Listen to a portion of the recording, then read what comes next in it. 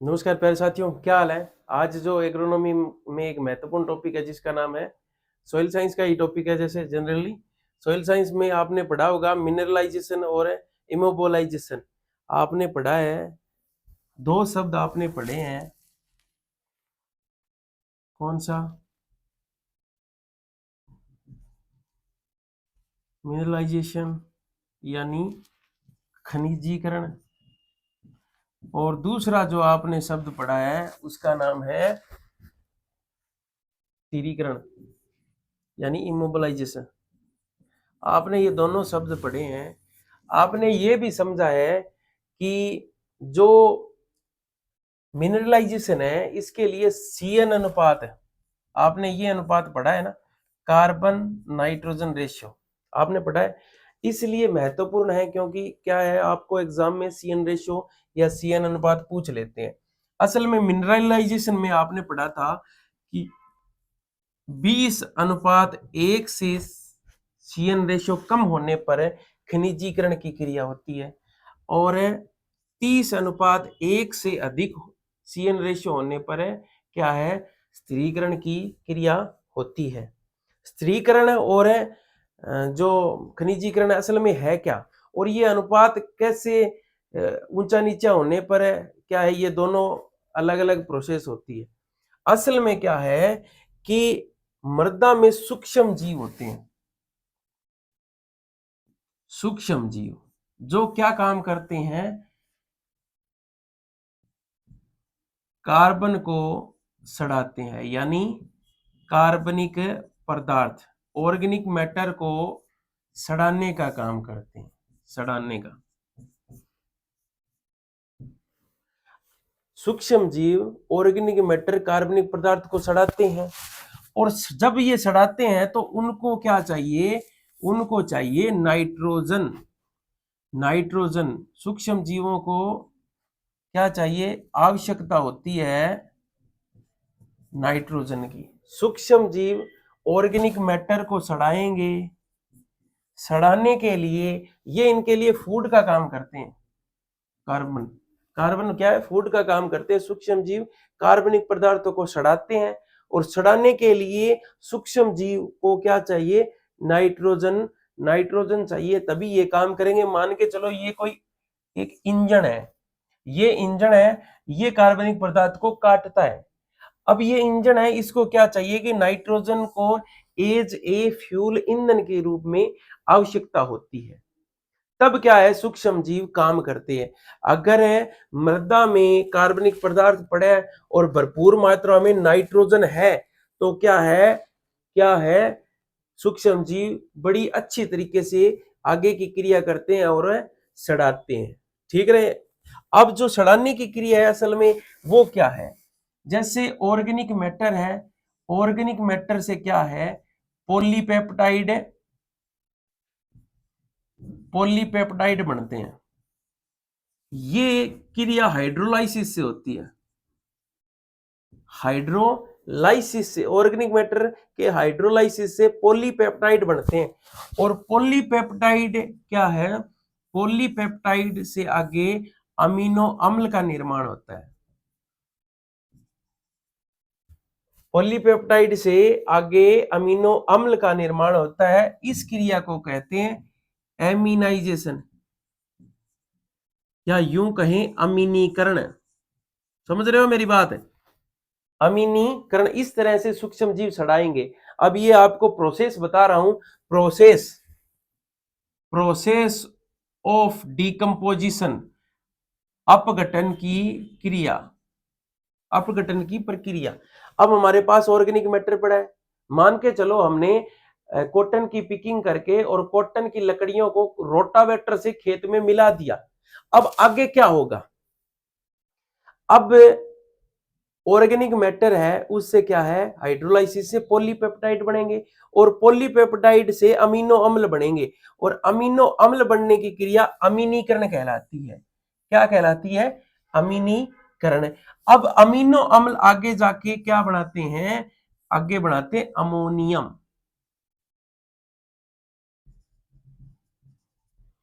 Ammonium क्या बनाते हैं, आगे जाके अमोनियम का निर्माण करते हैं, और ये जो क्रिया कहलाती है ये कहलाती है अमोनिफिकेशन या अमोनीकरण। क्या कहलाती है? अमोनीकरण। ये क्वेश्चन आता है, इसलिए ये प्रक्रिया समझा रहा हूं। अमोनी अमोनी अमोनीकरण, अमोनिफिकेशन, अमोनिया का बनना।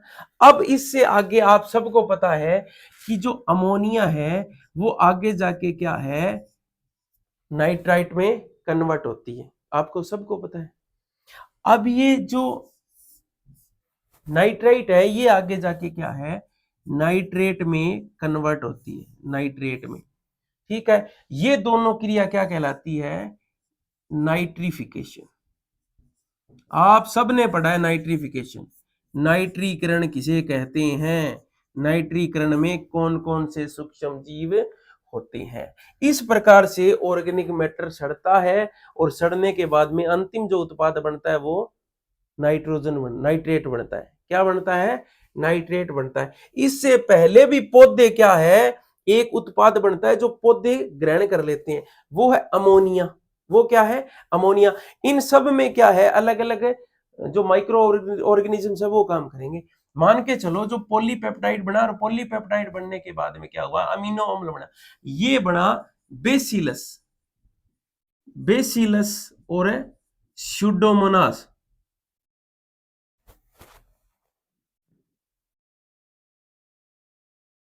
स्यूडोमोनास, बेसिलस और स्यूडोमोनास एवाईवी है या एनरोबिक बैक्टीरिया है।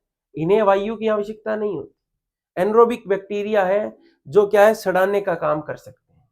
ठीक है, स्यूडोमोनास और बेसिलस ये क्या करते हैं, ये अमीनो अम्ल का निर्माण करते हैं। अब यहां आगे क्या है, अमोनियम बन गई। अमोनिया से आगे क्या है कि ये नाइट्रेट बन रहा है। इसमें अमोनिया से नाइट्रेट में बदलना, नाइट्राइट में बदलना क्या किससे होता है? नाइट्रोसोमोनास। ऐसे लिख सकते हैं, आप हिंदी में लिख दीजिए। किससे होता है? नाइट्रोसोमोनास,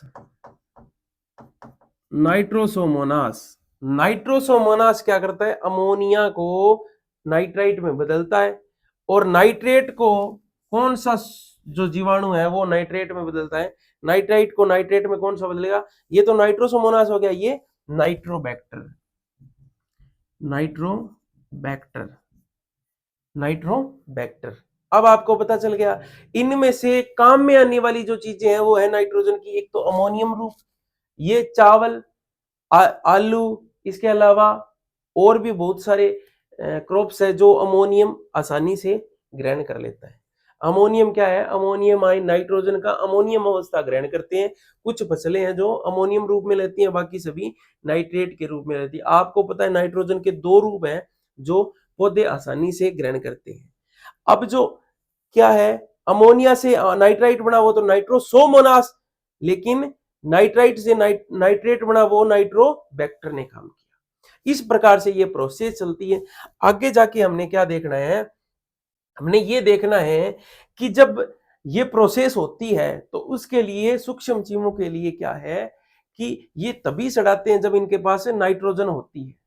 नाइट्रोजन यूज करेंगे और उसके बाद में कार्बनिक पदार्थ को सड़ाएंगे। अब बात रही नाइट्रोजन हो कितनी, नाइट्रोजन हो कितनी, तो नाइट्रोजन का एक आइडियल रेंज है। जैसे सूक्ष्म जीवों की बात करें तो सूक्ष्म जीव है ना, सूक्ष्म जीव, उनका नाइट्रोजन अनुपात होता है 4:9 से 1।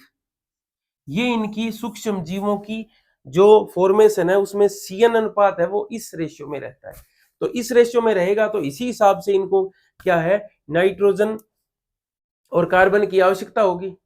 जो इनकी ओवरऑल बॉडी है उसी हिसाब से काम करेंगे। जैसे जनरली बात करें तो 10:1 में इनको आवश्यकता होती है, तब तो ये आसानी से और अच्छी तरीके से सड़ाएंगे और मर्दा में किसी प्रकार का लॉस नहीं होगा।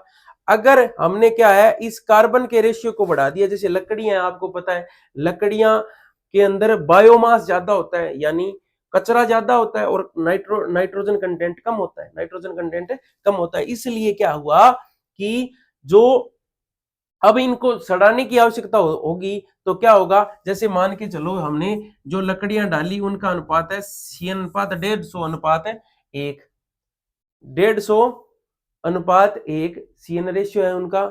और उनको अब आपको पता है इसमें नाइट्रोजन कम है, चाहिए इस हिसाब से, लेकिन क्या है कार्बन ज्यादा है, कार्बन की मात्रा भारी होने के बाद में अब इन बैक्टीरिया के पास में जो फ्यूल है वो 1 एटम है और कार्बन के 150 एटम है। अब मुझे ये बताओ कि ये आसानी से सड़ा देंगे? नहीं जी।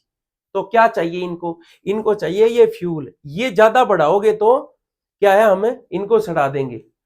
तो देखें कि जो फार्मर्स होते हैं वो क्या है खेत में जब लकड़ियां रोटावेटर से मिलाते हैं तो साथ ही साथ क्या है नाइट्रोजन डालते हैं, यूरिया डालते हैं, 20 25 30 किलो तक नाइट्रोजन पीछे डालते हैं, आगे आगे क्या है रोटावेटर से क्या है उसको मिलाते चले जाते हैं। क्यों डालते हैं?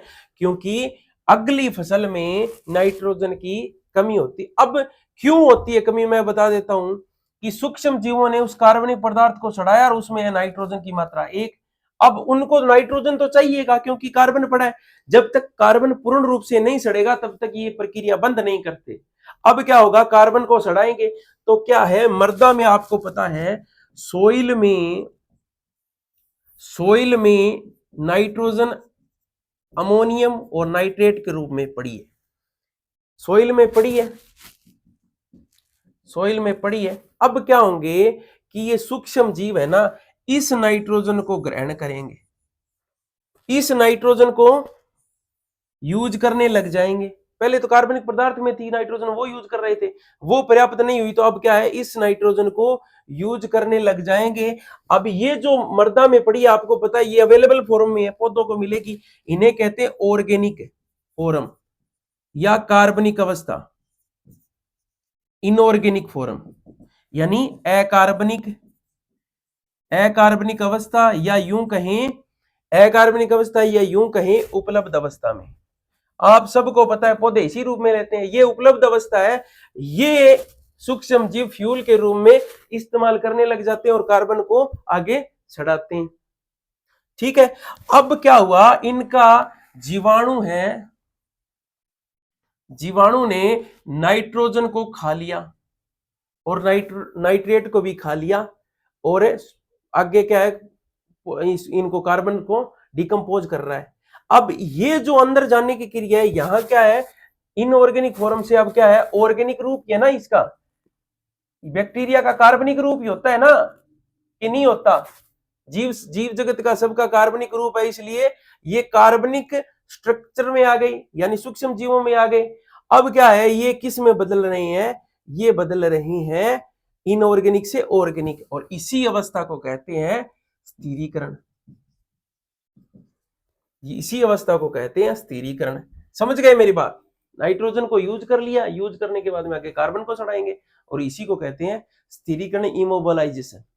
अब क्या होगा ये जब सड़ जाता है ना, ये जब सड़ जाता है पूर्ण रूप से तो कार्बन खत्म हो गया और कार्बन खत्म होने के बाद में जो सूक्ष्म जीव है वो मरने लग जाते हैं और मरने के बाद में क्या है ये मरने के बाद में क्या है जो अंदर इन्होंने नाइट्रोजन ले रखी थी, कार्बन कंटेंट है इनके अंदर जो खाया है, जो कार्बन कंटेंट है जो इन्होंने नाइट्रोजन ली, अब वो क्या है मरने के बाद में मृदा में रिलीज कर देंगे, मृदा में रिलीज कर देंगे। यही यही पूरी की पूरी क्या है एक फिलोसफी है, यही इमोबिलाइजेशन है, यही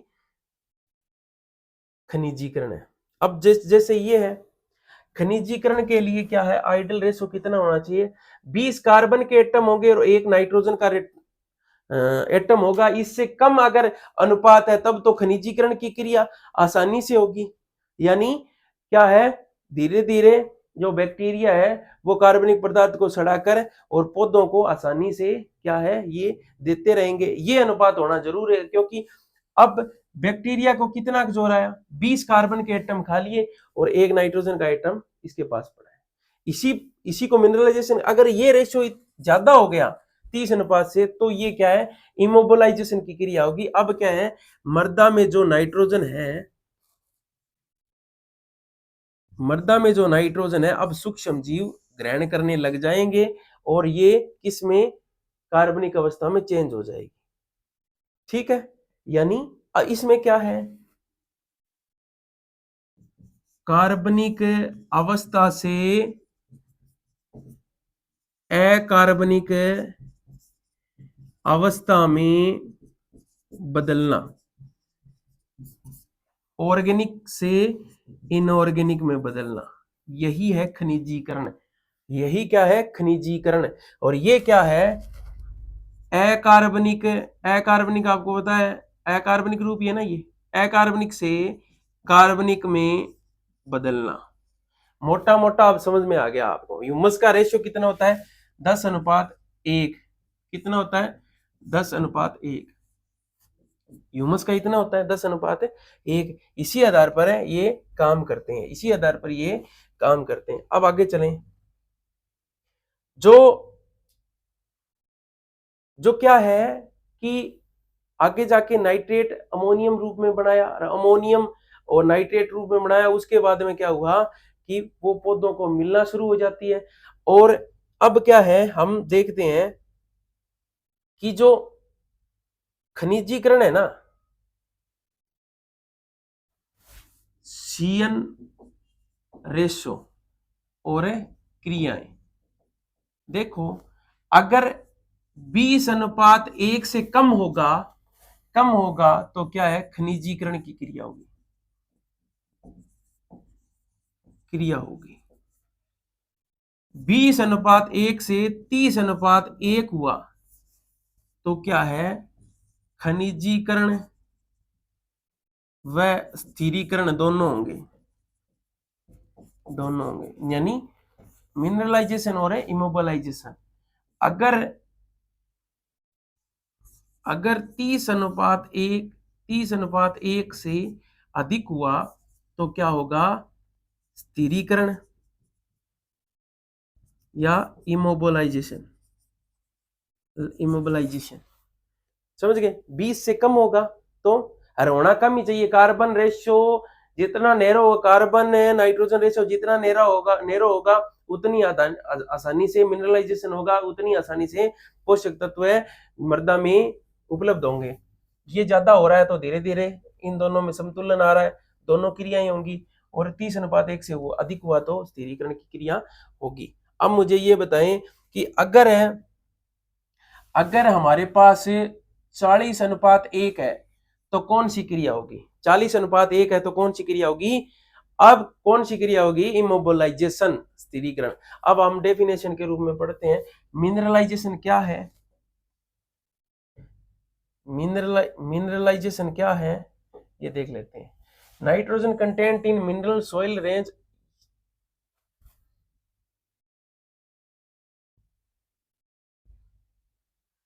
देखो biological convergence of organic immobilised form of nitrogen to inorganic और available form is called mineralisation.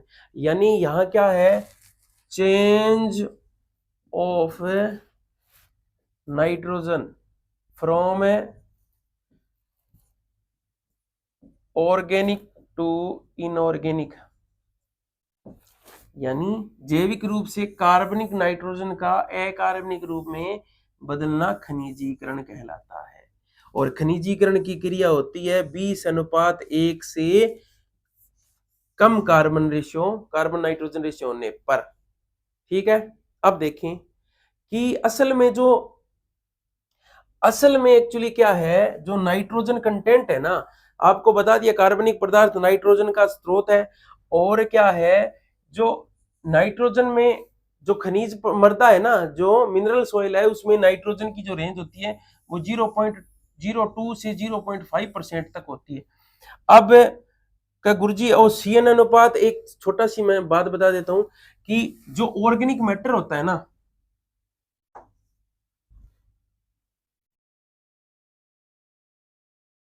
जो ऑर्गेनिक मैटर है, ऑर्गेनिक मैटर में आपको दो चीज पता होनी चाहिए। एक तो कार्बन, आपको पता है कार्बन कितना होगा, 50 से 58% कार्बन होता है, 50 से 58% कार्बन होता है। और नाइट्रोजन कितना होता है 5 से 5.5%, 5 से 5.5%, 5 से 5.5%, 50 से 58%। अब ये क्या है, ये तो है कार्बन जी, ये क्या है, ये जी नाइट्रोजन जी। अब देख लो इनका अनुपात कितना है ऑर्गेनिक मैटर में, यही ऑर्गेनिक मैटर में एक्चुअली में अनुपात भी यही है। देखो ये कितना है, काट के देखो, 1, ये देखो 5, यहाँ क्या है 1, यहाँ क्या है 5, यहाँ देखो 5, 1, समझ रहे हो, यानी 10:1। देखो 5%, 50%, ये कितना हो गया 5, 1, 0, 10%, यानी 50% यहाँ है, 5% यहाँ, तो एक 1/10वां भाग हो गया ना। तो ऑर्गेनिक मैटर की भी आइडल रेंज है वो 10:1 है, इसीलिए इसी में मिनरलाइजेशन होगा। समझ रहे हो मेरी बात। एक चीज है कि जो ऑर्गेनिक मैटर निकालना हो ना, ऑर्गेनिक मैटर निकालना हो, ऑर्गेनिक मैटर निकालने के लिए हमने क्या करना है, ऑर्गेनिक कार्बन को 1.724 से मल्टीप्लाई करते हैं, इससे क्या है ऑर्गेनिक मैटर आ जाता है, और इसी को कहते हैं बेमलेन फैक्टर। बेमलेन फैक्टर, समझ रहे हो मेरी बात, इसी को क्या कहते हैं। अब ये क्वेश्चन तो बहुत बार आया जेआरएफ में कि इनकी वैल्यू क्या है, इनकी वैल्यू ऑर्गेनिक कार्बन को आपने 1.724 से गुणा करना है, ये आ गई आपके पास वैल्यू। नेक्स्ट देखो, जो नाइट्रोजन कंटेंट है ना, नाइट्रोजन वो क्या है गहराई के साथ है कंटेंट घटता जाएगा, जैसे जैसे मृदा की गहराई घट अंदर चलते, यहाँ ऑर्गेनिक क्यों, क्योंकि ऑर्गेनिक पदार्थ क्या खत्म हो रहा है, गहराई में ऑर्गेनिक मैटर घटता जाता है ना, घटता जाता है, इसलिए क्या है नाइट्रोजन कंटेंट भी घटता जाता है, नाइट्रोजन के साथ गहराई का स्तर गिरता जाता है, यानी नाइट्रोजन कंटेंट डिक्रीज होगा with increase soil depth, nitrogen का स्तर भी घटेगा। देखो 95% of total nitrogen, 95% of total nitrogen in surface soil is organic form. मृदा की जो क्या है 95% जो नाइट्रोजन का भाग है ना, वो क्या है, वो कार्बनिक अवस्था में है। फरोस्लाइस आपको पता है, ऊपरी ऊपरी 15 सेंटीमीटर, ऊपरी 15 सेंटीमीटर जो मिट्टी है उसको कुचर कर उसके तोल लें, यानी ऊपरी जो 15 सेंटीमीटर है, 1 हेक्टर की मिट्टी को अलग करके अगर तोल लेना तो कितनी होगी, इतनी होगी 2.25 इंटू 10⁻⁶ किलोग्राम पर हेक्टर, इतना वजन होता है मृदा का। नेक्स्ट, ये आपको बता ही दिया मिनरलाइजेशन किसे कहते हैं, ये आपको दोबारा बता देता हूं, ऑर्गेनिक मैटर से हाइड्रोलाइसिस से, हाइड्रोलाइसिस से क्या बना पॉलीपेप्टाइड, यहाँ क्या हुआ अमीनो अम्ल का बनना, अमीनीकरण कहलाया। अमीनीकरण, अमीनीकरण किससे होता है, बेसिलस और स्यूडोमोनास बैक्टीरिया से अमीनो अम्ल का बनना अमीनीकरण कहलाया, अमीनो अम्ल से अमोनियम का बनना अमोनिफिकेशन, अमोनीकरण कहलाया। अब अमोनिया है क्या, अमोनिया बनने के बाद में राइस और potato, other T, other crops क्या है, इसको डायरेक्टली यूज कर लेते हैं अमोनियम को, नहीं तो आगे जाके ये यही नाइट्रेट में कन्वर्ट होता है, और क्या होता है अमोनियम का क्या है, अमोनिया के रूप में लॉस भी हो जाता है, ये अमोनियम के रूप में कन्वर्ट होकर लॉस भी हो जाता है, नाइट्रेट में कन्वर्ट हो गया, ये क्रिया कहलाती है, ये दोनों क्रिया क्या कहलाती है, नाइट्रिफिकेशन, नाइट्रीकरण, नाइट्रिफिकेशन। यहाँ कौन सा बैक्टीरिया काम करेगा, नाइट्रोबैक्टर, ये नाइट्रोसोमोनास नाइट्रोबैक्टर, और ये क्या है, ये एलिमेंटल में वापस नाइट्रेट है वो एलिमेंटल में कन्वर्ट हो रही है, यही क्रिया कहलाती है denitrification, denitrification, denitrification, denitrification, denitrification क्या है, नाइट्रेट का एलिमेंटर नाइट्रेट में बदलना विनाइट्रीकरण कहलाता है। इसके कौन से बैक्टीरिया जो बदलते हैं? बैसिलस है, स्यूडोमोनास है जो इनको विनाइट्रीकरण जो क्रिया है उनमें भूमिका निभाते हैं। नेक्स्ट देखो, खनिजीकरण के लिए अगर मिनरलाइजेशन की क्रिया होगी तो उनके लिए ऑप्टिमम टेम्परेचर होगा, वो होगा 25 से 35 डिग्री सेंटीग्रेड ये टेम्परेचर होगा। और 50 से 75% अगर पोर्स 75% वाटर फिल्ड पोर्स होंगे तभी होगा, उसमें आर्द्रता पर्याप्त मात्रा होगी तभी खनिजीकरण की क्रिया होगी। नेक्स्ट, वर्जिन सॉइल में नाइट्रोजन मिनरलाइजेशन की rate is low but organic matter high, यानी जो अनकल्टिवेटेड लैंड होती है, फेलो लैंड होती है, जो जिसमें अभी तक क्या है, जिसमें अभी तक हमने कृषि नहीं की और वर्जिन सॉइल है, नगन मृदा पड़ी है, उनमें क्या है, ऑर्गेनिक मैटर तो हाई होगा आपको पता है, लेकिन खनिजीकरण की दर कम होती है। इसका उल्टा कल्टिवेटेड लैंड में खनिजीकरण की दर तो क्या है, हाई होती है बट ऑर्गेनिक मैटर लो होता है। Next, nitrogen content decrease with depth, आपको ये बता ही दिया। और खनिजीकरण में CnO रेशियो कितना होना चाहिए? 20:1 से कम खनिजीकरण की दर होगी। 20:1 से कम होने पर खनिजीकरण, 20:1 से 30:1 पर दोनों क्रियाएं, 30:1 से अधिक होने पर स्थिरीकरण, इमोबिलाइजेशन। नेक्स्ट, इमोबिलाइजेशन क्या है? रिवर्स प्रोसेस है मिनरलाइजेशन की। क्या है? Where available form of an element is fixed as immobile form or the conversion of an inorganic form of nitrogen by the soil organisms into organic form is called immobilization। खनिजीकरण की विपरीत क्रिया है, इसमें अकार्बनिक nitrogen का कार्बनिक अवस्था में बदलाव। ठीक है, क्यों होता है? जब CN रेशो ज्यादा हो तब। ठीक है, CN रेशियो ज्यादा हो, कितना? 30:1 से ज्यादा हो। अब देखो, ये याद करना इंपॉर्टेंट है। कौन कौन सा? FYM का आपने याद करना है। FYM 20:1 होता है, आसानी से अपघटन हो जाता है। हमने एक्स्ट्रा यहाँ जब हम FYM खाद डालते हैं तो क्या हम एक्स्ट्रा नाइट्रोजन डालते हैं? नहीं, तो इसलिए ये आइडल है। ह्यूमस का कितना है? 10। ऑर्गेनिक मैटर का कितना है? 10:1। ये कल्टिवेटेड लैंड का कितना है? 10:12 से 1 तक हो सकता है। ऐसे ये 8 से 15 हो सकता है। आइडल कितना होता है? 10:1 से 12:1 तक। ठीक है, आइडल ये, और ये रेंज है इसकी। स्टारडस्ट 400 से, यहाँ कहाँ होगी मिनरलाइजेशन? माइक्रो ऑर्गेनिजम्स का आपको बता ही दिया, लेग्यूम्स का आपको बता ही दिया। Next, bellman factor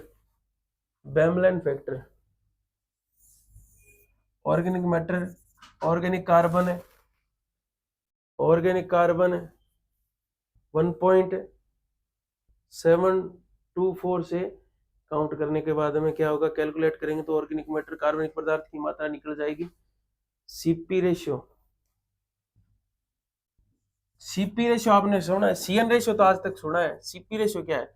CN/P। इसे ऐसे भी लिख सकते हैं, अगर 100 कार्बन के एटम होंगे तो 10 नाइट्रोजन के एटम और 1 फास्फोरस का एटम होगा।